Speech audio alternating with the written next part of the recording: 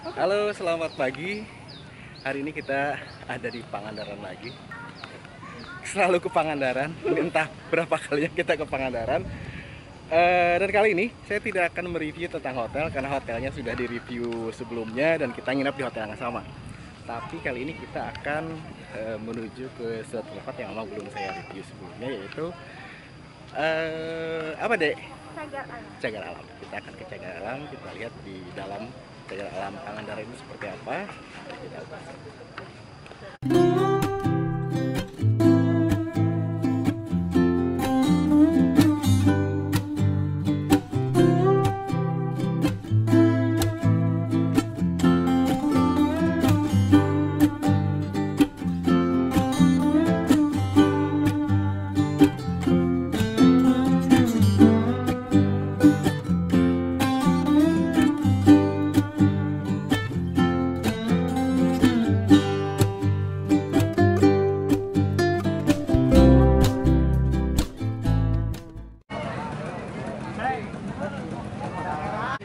Kita baru saja beli tiketnya, satu orang 20.000 untuk masuk ke Taman Wisata Alam Pangandaran. Kita sudah masuk ke Taman Wisata Alam Taman Wisata Taman Wisata Alam Pangandaran atau Cagar Alam Pangandaran, dan di belakang saya pun sudah ramai sekali. Dan sebenarnya ini kunjungan kita yang ke berapa kali deh? Iya. Kedua kali, karena dulu kita pernah masuk ke sini waktu anak-anak juga masih kecil, tapi trauma, nggak mau masuk lagi karena waktu itu kita diserbu oleh monyet. Jadi setiap kali diajak ke masuk ke Cagar Alam, mereka menolak karena takut. Sekarang karena anak-anak sudah gede, kita coba masuk lagi. Dan kebetulan di suasana saat ini, karena sekarang saat libur Lebaran, jadi suasana sangat ramai, pengunjung juga banyak, jadi kita tidak takut kalau ada serbuan monyet lagi. Masuk ke Cagar Alam, sebenarnya kita sekalian hiking juga, sekalian refreshing juga, karena seperti mungkin Anda lihat di sekeliling kita yang namanya Cagar Alam ya, hutan-hutannya pasti terlindung, selain binatang-binatangnya juga. Jadi sedih kehijauannya, dan di pinggir kita juga laut, jadi view-nya cukup menarik. Kita bisa jalan-jalan tanpa perlu takut panas. Sekarang sudah pukul 10 pagi. Sebenarnya di luar Cagar Alam ini cuaca cukup panas, tapi kan di sini pohon-pohonnya cukup rindang, cukup tinggi dan besar, jadi suasana cukup teduh, enak buat jalan. Dan kita juga tidak perlu khawatir karena di sana di depan juga banyak orang dan kita belum bertemu monyet yang kita takutkan. Ini monyet sudah menjadi nightmare kayaknya nih buat kita nih, karena pengalaman beberapa tahun lalu monyetnya menyerbu, datang, ada yang main celok ke kepala segala macam, ada yang merebut tas segala macam, yang akhirnya membuat anak-anak jadi trauma, jadi takut untuk masuk ke Cagar Alam lagi. Salah satu destinasi yang ada di Cagar Alam adalah adanya peninggalan gua, dan salah satu gua yang terdekat dari pintu masuk Cagar Alam adalah Gua Parat. Kita akan coba masuk ke sana. Kebetulan juga banyak orang yang masuk juga, jadi kita ada temennya nih. Masuk. Ayo kita lihat. Apa itu makam? Gua. Oh, ada makamnya. Ini ada tour guide-nya, sekalian dijelasin. Ternyata di sini di Gua Parat ini ada makamnya. Katanya di sini makam dari salah satu penyebar agama Islam yang ada di wilayah Pangandaran. Gelap deh.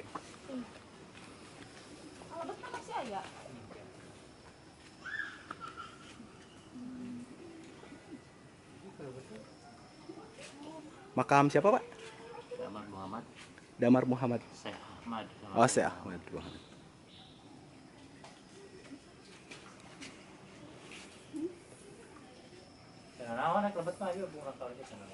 Ini ada stalaktitnya dan sudah dek, cukup rendah ternyata.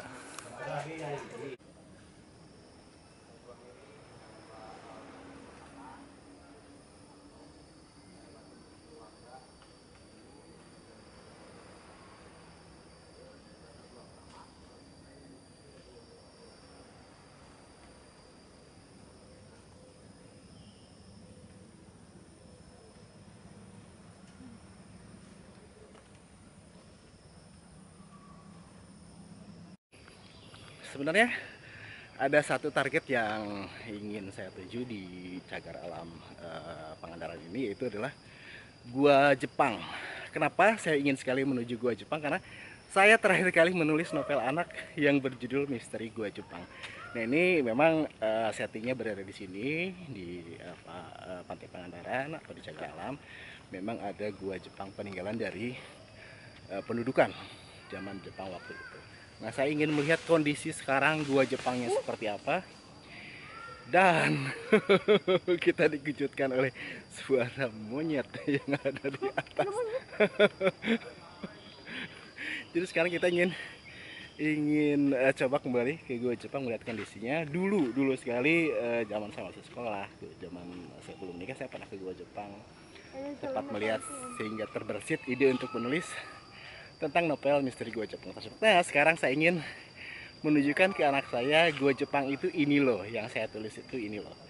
Nanti kita bisa teman-teman lihat juga Gua Jepang kondisinya seperti apa sekarang. Ayo kita meluncur. Kita menemukan satu buah gua lagi. Katanya ini adalah gua miring. Gua miring bentuknya seperti apa, ya kita lihat. Kita masuknya di belakang sebenarnya. Harusnya kita masuk dari depan. Ternyata tadi kelewat, dan saat ini kita masuk dari belakang. Ini kalau misalnya teman-teman lihat view-nya, ini asik banget, keren banget. Guanya ini kayak semacam dua buah bangunan atau dua buah bangunan batu yang terpisah. Ini miring dan tetesan airnya dari atas juga masih terasa. Ayo kita masuk. Iya ya. Enggak. Ini stalaktitnya kelihatan ya, stalaktit stalagmitnya. Dan ini kayaknya batu-batunya berlubang-lubang seperti ini. Itu karena abrasi dari air laut dulunya. Dulunya sepertinya itu kalau air pasang. Ini yang disebut gua miring karena kita harus berjalan miring saat memasuki dari gua ini. Ini beberapa pengunjung di depan. Ini namanya gua miring, dan kita harus miring-miring jalannya. Kalau nggak miring, kita akan terantuk batu. Terantuk dinding dari gua ini. Berarti karena ternyata kondisinya seperti ini, sempit sekali. Kalau kita tidak membungkuk, tidak berjalan miring, ini resikonya punggung yang kena. Punggung yang kena ya, tonjolan. Seru ini.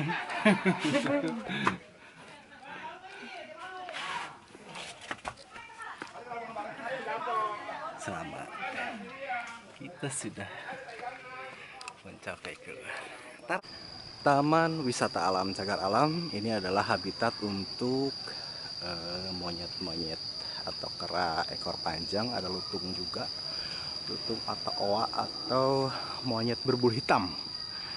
Kemudian juga ada rusa. Tadi juga kita lihat ada biawak, ada burung merak. Kalau burung merak sepertinya bukan endemik ya, tapi memang mungkin dipelihara dan kembang biakan di sini. Ini monyet pertama yang kita temui hari ini. Oh, banyak ternyata. Banyak ternyata, di dalam ada kawanannya. Kirain cuma satu. Suasana hijau ya, hijau, kemudian tenang, sepi, tapi kita sudah keringetan. Jadi ini Gua Rengganis. Ternyata Gua Rengganis ini memang kondisinya berair, berisi air. Hanya saja karena sekarang hujan, semalam hujan gede, jadinya airnya keruh. Katanya kalau di hari-hari biasa ini Gua Rengganis ini airnya cukup bening, jernih. Jadi kita bisa lihat. Oh iya, cair. Kalsium.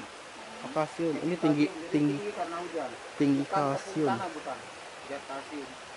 Oh, jadi kotornya bukan dari tanah. Di sini bening, benar. Oh, oke, coba lihat. Coba lihat. Kita lihat, ini sebenarnya katanya tidak kotor, bukan dari lumpur, tidak lumpur dari, tapi karena kandungan kalsiumnya yang tinggi, jadi menjadi keruh seperti ini. Nah, kita lihat katanya kalau misalnya diambil dari ini bening. Oke. Ini berarti bening ya, bening buta-buta karena ini kandungan kalsiumnya katanya. Guanya seperti ini, gua Rengganis. Jadi memang penuh dengan air. Sebentar saya naik dulu. Ada khasiatnya Pak? Khasiatnya bahasanya cuci muka awet muda, mengurangi capek kalau pergi kemana, mengobati capek, pegal-pegal kaki, air mati kayak apa kalau rendam betis atau apa, mungkin berapa puluh detik menit juga bagus banget. Bagus ya? Kembali, Oke gitu. Di sini boleh Pak berendam Pak? Bisa terapi air, kalau lagi tenang terapi cebong juga ada yang dari. Oh ada cebongnya? Ada, itu apa dia gigit kotor-kotor. Itu cebong? Cebong, atau cebong. brudu atau baby corn atau apa namanya. Ada yang bilang brudu, cebong. Iya. Ada yang mau dek? Rendam air? Direndam aja di situ turun. Jadi guys. Barusan juga yang dari perahu di sini rendamnya. Rendam. Badannya segini bisa nyelam ke dikit karena segini dalamnya. Oh dalamnya. Enggak terlalu dalam. Jadi Gua Rengganis ini dipercaya memiliki khasiat karena kandungan apa tadi Pak? Kandungannya? Ajaib airnya nih ada pH, mineral, O2, sulfur, kalsium, magnesium, MgCO3, TTS, TDS, biokarbonat. Dengerin. Gak apa-apa. Master dari Bandung ITB ini Ibu Iin, Bu Ke, Pak Sutresna, Pak Tatan, Pak Pardi. Tak kayak Neng sedikit ke atas, Ibu Mia dosen yang terakhir. Yang kesekian bukan terakhir. Berarti sudah ada pengujian. Ini setiap tahun sebelum kopi diuji terus setiap bulan 56 ke sini dosen-dosennya dengan bergilir. ya? Ini penelitian flora, fauna, makaka, plankton dan air. Bagus ini. Dari mulai zaman Belanda 350 tahun, Jepang 3 tahun setengah, terus oleh kita lagi diurus. Ikut Belanda mengurus ini juga hebat. Cinta alamnya luar biasa Belanda. Bagus. Oke, jadi apa saya bilang? Hebat jangan salah. Anda harus datang ke yang di sini ini Taman Wisata Cagar Alam Pangandaran. Kalau yang mau awet muda bisa nyelup di sini, bisa cuci muka di sini dan rasakan hasilnya. Sudah cuci muka dengan menggunakan air dari Gua Rengganis. Mudah-mudahan awet muda. Sesuai dengan mitosnya. Sesuai mitosnya. Kenapa enggak? Kita nyenengin juga, tour guide ya yang ada di sana. Katanya cuci muka bisa membuat awet muda. Ayo kita cuci muka karena kita memang gerah. Sudah keringetan, itu intinya. Kalau misalnya ternyata memang jadi awet muda, alhamdulillah. Kita lanjut karena kita masih akan menuju ke gua-gua yang lainnya.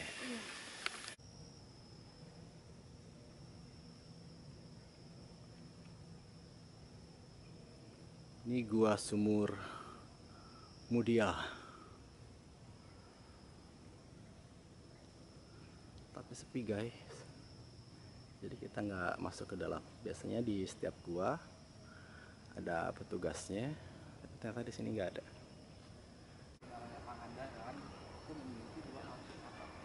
Kalau pangan dari Jawa Pak, makanan. Daran itu dari bahasa Sunda kuno atau Sunda lama yang artinya itu andar-andar. Kita berada di situs Batu Kalde. Ini masih ada beberapa situs atau peninggalan batu-batu yang memang dijaga kelestariannya, karena memang ini pasti memiliki sejarah tersendiri. Dan batu kaldenya sendiri adalah ini, kalde adalah keledai. Dalam bahasa Sunda namanya menjadi kalde. Ini adalah kalde. Pasti nelayan.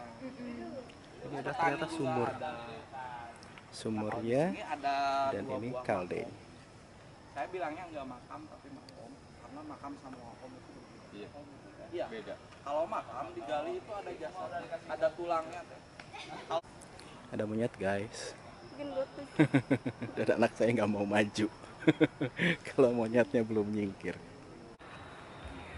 Oke guys, dan akhirnya kita sampai di tempat tujuan, di spot inti yang ingin kita tuju pada siang hari ini, yaitu Gua Jepang. Kenapa Gua Jepang ini menjadi istimewa buat saya? Karena inilah setting lokasi novel saya yang berjudul Misteri Gua Jepang yang diterbitkan oleh penerbit Kido. Di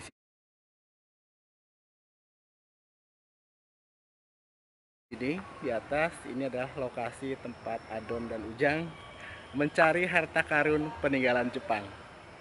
Di sini kita lihat yang belum pernah ke Pangandaran dan belum pernah melihat Gua Jepang seperti aslinya itu seperti apa, seperti yang ada di dalam novel saya. Ayo kita lihat. Kita masuk, lihat ke dalam. Kalau bisa. Ini settingnya dan lokasinya persis seperti yang ada di ilustrasi novel Misteri Gua Jepang. Jadi kalau lihat covernya, pasti teman-teman, adik-adik yang sudah membaca dan melihat cover novel Gua Jepang akan melihat, oh iya ternyata seperti ini. Ini gua yang di pinggir-pinggirnya juga terdapat tanaman, atau bukan tanaman, ini akar dari pohon-pohon yang merambat dari pohon yang ada di atasnya. Ini akarnya sampai ke bawah. Ini guanya seperti ini, dan ternyata jalannya becek. Ayo kita masuk. Masuk deh. Ini ya, coba lihat teman-teman yang sudah membaca atau melihat cover gua misteri Gua Jepang, ini akan persis seperti ini. Karena ini digambar berdasarkan gambar yang sesungguhnya.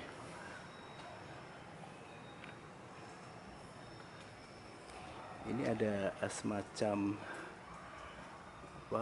monumen ya, Gua Jepang. Ini satu-satunya gua buatan Jepang yang ada di Pangandaran. Dibangun sebagai benteng pertahanan oleh Jepang di saat Perang Dunia Kedua. Sayangnya di dalamnya kondisinya ternyata tidak mendukung ya, becek sekali. Dan di sini juga tidak ada petugasnya. Saya khawatir kalau masuk tidak ada ini ya, guidance-nya, pembimbingnya. Jadi kita lihat dari luar saja. Yang ke dalam pun, ke dalam ada ya, masih ada. Kita lihat sedikit. Ini jalannya sangat becek. Bismillahirrahmanirrahim. Nah ini masuk ke dalam. Dan benar saja ini masuk ke dalam ya guys, yang seperti yang ada di itu ke gua lagi. Ada gua lagi. Ini suasananya seperti ini, gelap sepertinya. Jadi memang harus panjang. Jadi harus bawa senter kalau mau masuk ke dalam. Sementara kita datang, oh ini buatan tanpa perang dan stuck. Sandal saya stuck. Ayo, panjang ke dalam. Tapi harus bawa senter, Bu. Bawa senter. Buatan dalam Iya. Nyangkut ya. Aduh, nyangkut lagi. Ya ampun. Korban ternyata. Setelah jatuh dan sendal saya nempel dua-duanya. Waduh. Ini guys, korban ya. Hai guys, perjalanan kita menyusuri cagar alam atau Taman Wisata Alam Pangandaran sudah selesai dengan ditemukannya Gua Jepang. Dan salah satu oleh-olehnya adalah ini. Saya keblesek ternyata, terpeleset dan keblesek di Gua Jepang. Akhirnya saya tenteng. Soalnya susah, licin jalannya. Jadi dari Taman Wisata Alam Pangandaran, saya Iwo Kalkari dan Raya, kita berdua mengucapkan terima kasih sudah menonton. Sampai jumpa di video selanjutnya. Dadah. Matiin dek merah.